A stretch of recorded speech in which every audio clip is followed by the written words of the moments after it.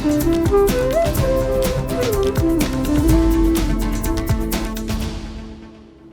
viewers, I'm Aditi Singh and you're tuned in to My India. India is currently immersed in election frenzy with the largest democratic exercise in the world ongoing in the country. And with a staggering 969 million people eligible to vote, a number surpassing the combined populations of Europe and Australia, well, this election is a monumental event. Both the Election Commission of India and political parties are passionately engaged in campaigns to educate citizens about their constitutional rights. So let's embark on a journey through the vibrant tapestry of diversity, unity, and above all, the empowering force of the people. Join me as we explore further.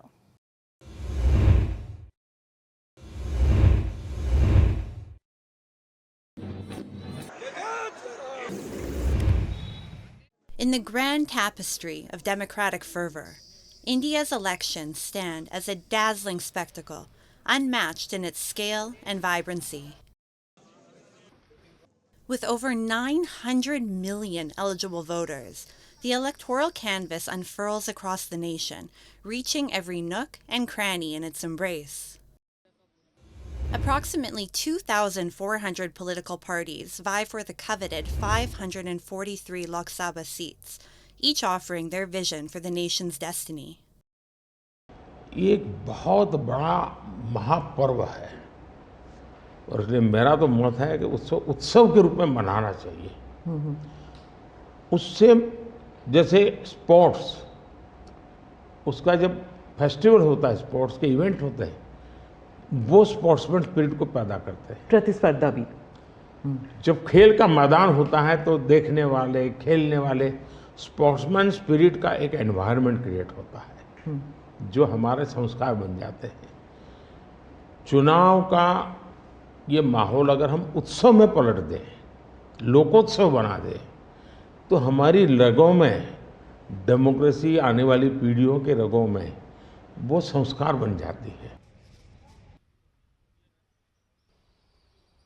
Behind this colorful facade lies a massive undertaking of organization and dedication. Nearly 15 million government employees step into the limelight, choreographing this democratic ballet with precision and grace. Their tireless efforts transform mere logistics into the world's largest democratic exercise, ensuring that every citizen's voice finds resonance in the halls of power. And here's Rajan Kumar, the Election Commission of India's brand ambassador, who has initiated a unique voter awareness program. मैं कश्मीर में हूँ, दुनिया के स्वर्ग में हूँ, यहाँ भी चुनाव है, जनरल इलेक्शन है, तो ऐसे में हमारी मॉरल ड्यूटी बनती है कि हम तमाम लोगों, आवाम से ये अपील करें कि आप अपना वोट ज़रूर करें, पहले मतदान फिर जलपान। जी, तो ये कश्मीर से हमारा सफ़र शुरू हो गया है, जो कि कन्याकुमारी स्वामी विवेकानंद मेमोरियल रॉक पे जाके ख़त्म होने वाली है। The elections, conducted in 7 phases, unfold like chapters in an epic saga, spanning weeks of anticipation and fervor. Now, this phased approach is not just a logistical necessity, but a testament to the democratic ethos, ensuring that every voter, from the bustling metropolis to the remote hamlet, has their moment in the sun. Meet Noor Mohammed, an independent candidate hailing from Coimbatore, a city in the southern state of Tamil Nadu. Noor's election campaign has taken a remarkably creative turn. Clad in attire reminiscent of a Hindu mythological character, Noor Mohammed captivates the streets of Coimbatore, weaving through the bustling crowds with an aura of mystique. With pamphlets in hand, he engages with the people, not merely as a candidate, but as a storyteller of democracy's tale.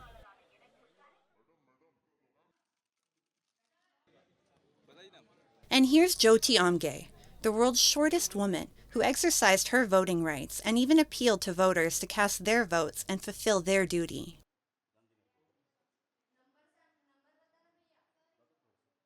Jyoti Amge holds the Guinness World Record for being the world's shortest woman. Her height is 2 feet and 0.07 inches tall.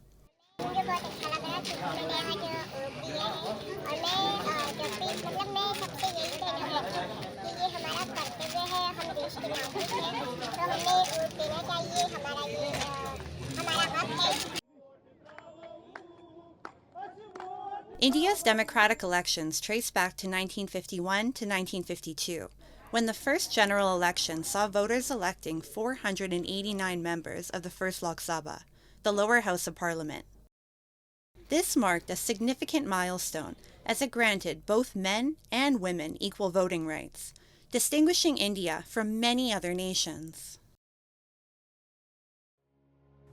The International Monetary Fund has forecast a robust growth trajectory for India's economy, projecting positive momentum despite global uncertainties.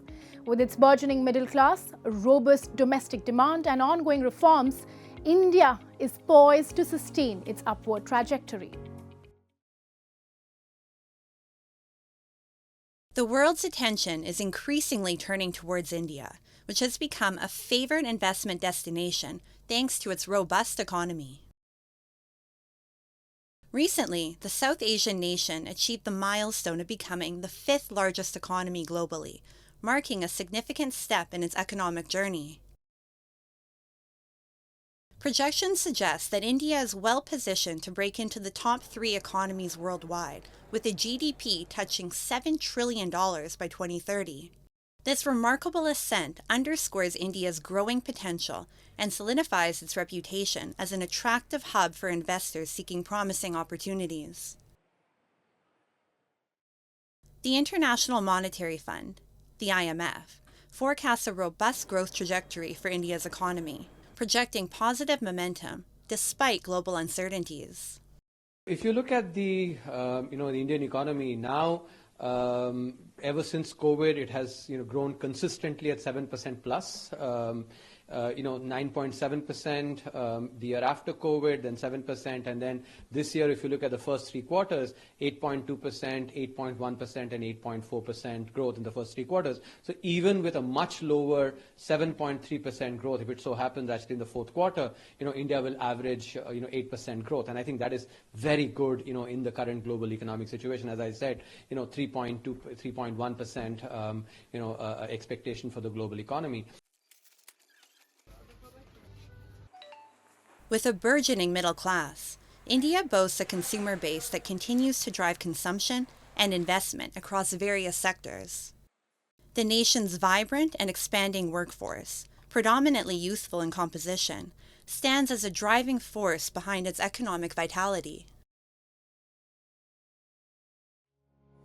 Spearheaded by initiatives such as Make in India and a series of strategic economic reforms, the government has focused on revitalizing the manufacturing sector, streamlining business processes, and enticing foreign direct investment.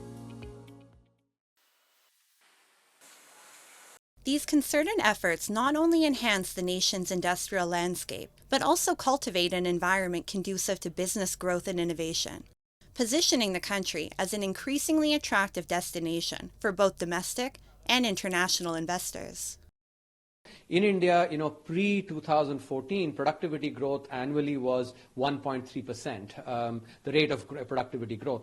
In contrast, the rate of productivity growth post-2014 has been 2.7%. That is more than double. And I think that is a very important driver, for growth to continue to be, a high and for it to be sustainable going forward. As per Morgan Stanley, India's per capita income will increase from $2,200 USD in 2023 to about $5,200 by 2032, which will have major implications on consumption. Economists believe it will boost domestic demand, leading to robust economic growth. The main reason for this growth is the home consumption and domestic demand, which is increasing, and home consumption and domestic demand increases because of the increase in the purchasing power, which quite indicate that yes, Indian peoples are earning more, or they are getting their whatever is the per capita income, that's also rising. India's demographic dividend, with a large population of young and dynamic workers, presents immense potential for sustained growth and innovation. As India continues to strengthen its economic fundamentals and implement forward-thinking reforms, its appeal as a dynamic center for business and innovation continues to grow, capturing the interest of the global community and affirming its role as a beacon of prosperity in the modern era.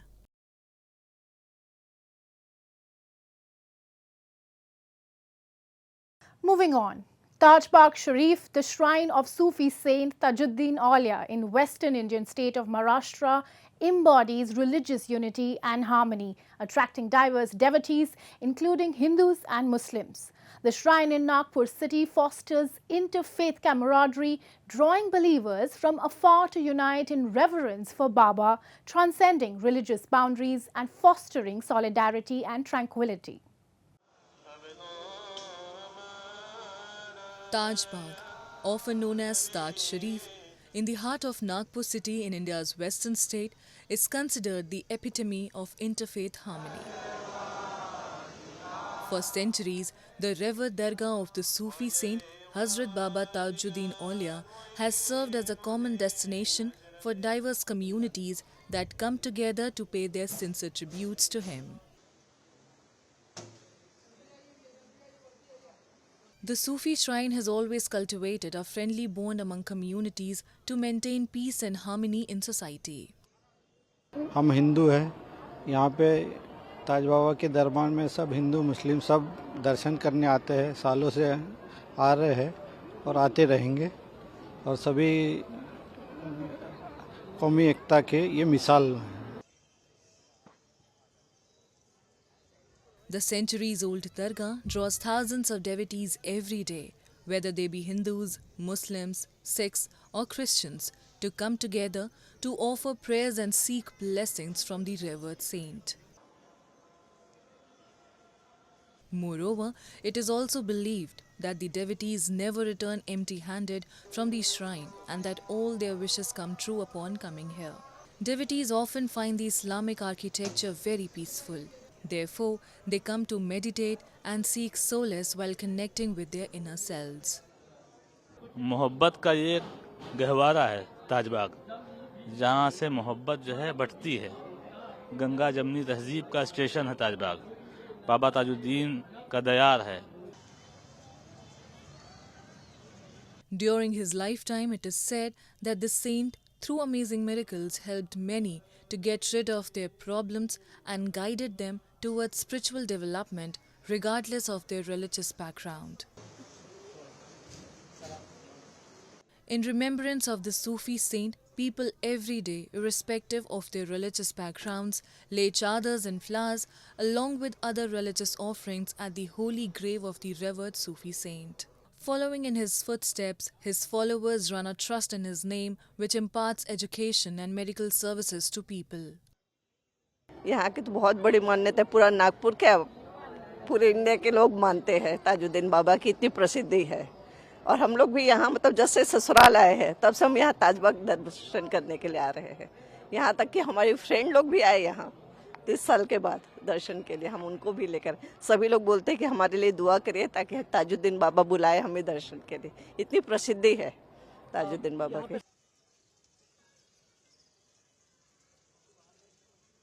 Sufism had flourished for centuries across the world to preach love and emphasize devotion to God, and with the same goal, Saint Tajuddin Aulia served society throughout his life. Moreover, the teachings of Sufism also cultivates a deep and personal connection with God, aiming for spiritual growth.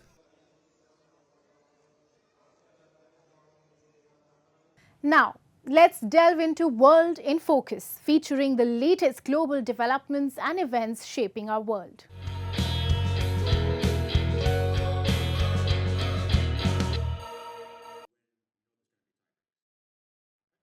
Gukesh Domaraju became the youngest player to win the men's candidates chess tournament after a draw against Hikaru Nakamura on a nail-biting final day of the double round-robin event in Toronto on April 21. The 17-year-old grandmaster effectively wrapped up victory in the tournament after American Fabiano Caruana blundered a winning position against Russian Ian Nepomniachtchi to be held to a draw. The youngest winner of a candidates tournament was Garry Kasparov, who was 20 when he prevailed in 1984, a year before sealing the World Championship title against fellow Russian Anatoly Karpov. Gukesh, who was one of the 3 Indian players in the 8-man candidates tournament, will face China's Ding Liren for the title later this year.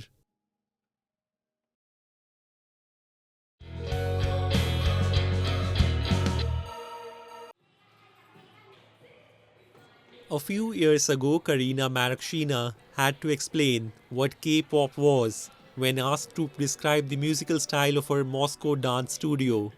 Now she says she hears it blasting in nearly every mall where she shops. Russia shares a lengthy border with China and has long fostered strong cultural ties to East Asia. But as sanctions have made it harder to access Western cultural products like film and music, younger Russians in particular are turning to countries like South Korea, Japan and China for entertainment. Markshina's K-pop dance school GSS studio started in 2016 with only 2 groups practicing in halls rented by the hour. It now has thousands of students practicing in 3 big studios in Moscow and more in other cities. The 22-year-old says the studio has experienced a boom in interest as the music and dance style becomes more visible in Russia.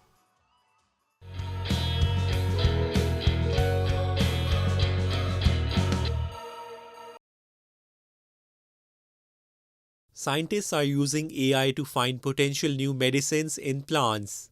They say artificial intelligence can predict which unexplored plant species might hold potential for novel treatments. The new study centers around what they call the plant tree of life, which is essentially a family tree of plants. Scientists are hoping that unlocking the plant tree of life could even help find solutions to challenges like climate change, conservation and food security. A team at London's Royal Botanic Gardens, Kew, has sequenced the DNA of more than 9,500 flowering plants, including 800 species for the first time. It is expected to help in the discovery of new medicinal compounds. By cross-referencing the genetic sequences with known medicinal properties, AI can predict which unexplored plant species might hold potential for novel treatments. In addition to medicinal discovery, the data will assist in identifying new species, refining plant classification, and supporting conservation efforts. The team has made all the data accessible to encourage more discoveries from the plant tree of life.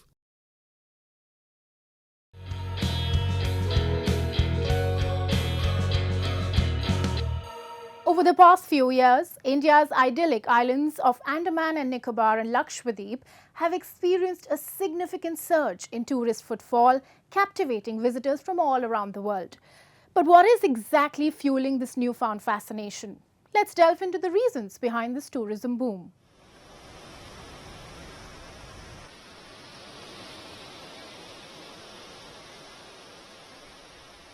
With their captivating crystal clear waters, breathtaking landscapes, and warm hospitality, India's Andaman and Nicobar Islands are unquestionably emerging as prime destinations on the global tourism stage.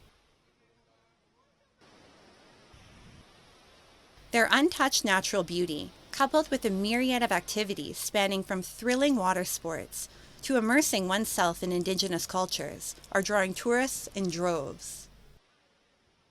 Among the various islands, there's a spectrum of beaches, some bustling with tourists and others offering serene seclusion, ideal for private family holidays. Local authorities have made commendable efforts in maintaining clean beaches and ensuring well-maintained facilities for visitors, contributing to a memorable stay experience. It's a wonderful experience in Andamans, and I mean, there's such beautiful turquoise blue waters. You don't have to go to Bangkok and Pattaya or Maldives. I think Andaman is a place where there's a lot of beautiful places in India, and I think Andaman should be promoted as the next tourist destination, so that people from all around the world can come over here. The burgeoning tourism in these islands is a testament to the government's steadfast commitment to sustainable tourism development. Authorities have prioritized preserving the island's natural beauty, while simultaneously enhancing infrastructure and services to meet the needs of both residents and visitors. Everything seems very good. All the facilities everywhere, like on the beach or any place, it's clean and everything is very good. So I think definitely the government has worked. Similarly, the picturesque Lakshadweep Islands have become sought-after beach destination in India. The shimmering blue waters, silky sands, charming cottages, huts and shacks along with various water sport activities collectively offer an unforgettable beach experience.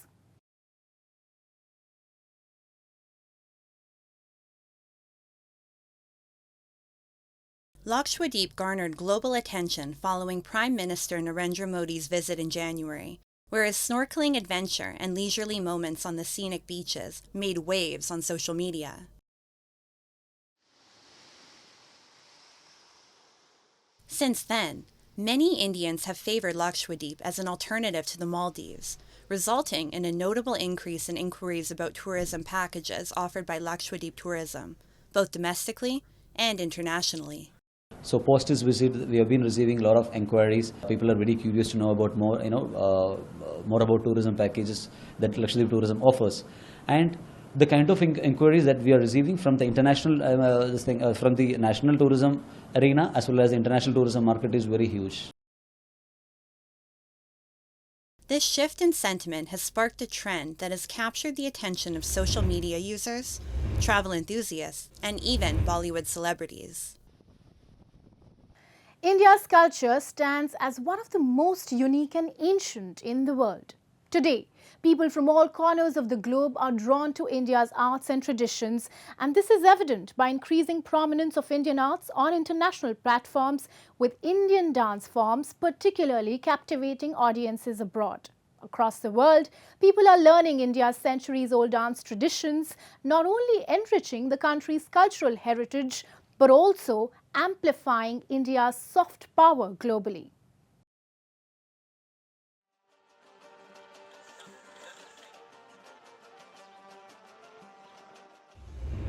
With anklets adorned on their feet, wearing traditional Indian attire and sparkling jewelry, you might mistake these dancers for Indian natives. However, they are Russian women who have mastered the art of Indian classical dance, Kathak. Performances of this classical dance are regularly hosted at the State Museum of Oriental Art in Russia.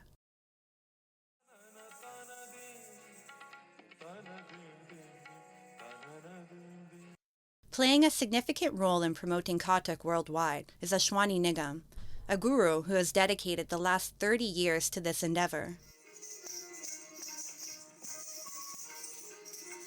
Мы что танцуем, есть мысль. И мысль не только семейная, не только божественная, и могут быть другие аспекты, которые относят наш обычай жизни. The Indian government is actively engaged in promoting classical Indian dance among foreigners, showcasing its rich heritage on international platforms. And this initiative has drawn numerous foreign artists to immerse themselves in the intricacies of Indian classical dance forms.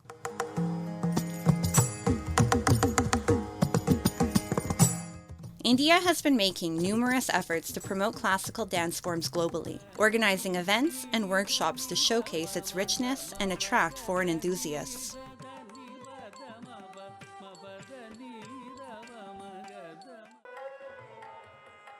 These endeavors not only contribute to the enhancement of India's cultural heritage, but also strengthen its international relations through cultural diplomacy.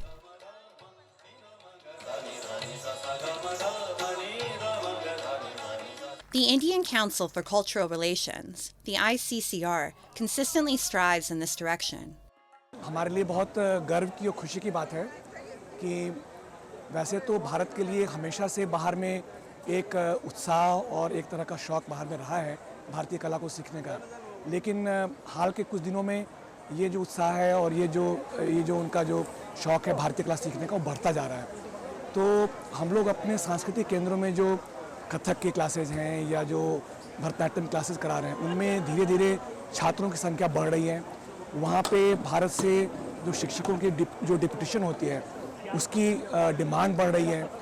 I've always wanted to learn Bharatanatyam because it's part of my culture and who I am. So I've always wanted to promote to everyone, especially in the UK, seeing as it's a different place so we can promote my culture. So I want to promote the culture, and the challenges I faced is getting many opportunities to promote the culture.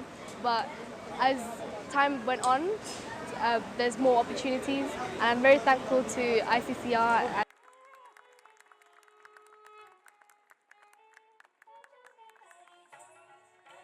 Indian classical dance comes in various forms such as Kathak, Bharatanatyam, Odissi, and Kuchipudi, all of which have gained considerable popularity overseas. India boasts several states where diverse communities have their unique dance styles, some of which are thousands of years old.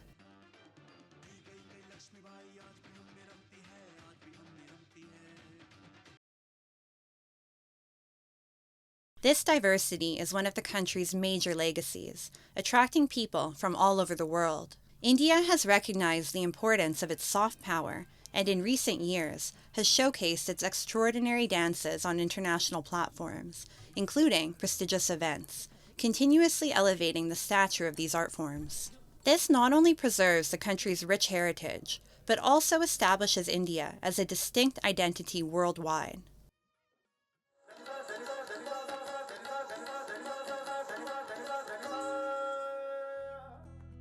India's classical dance forms serve as bridges connecting cultures across borders, enriching lives and fostering mutual understanding.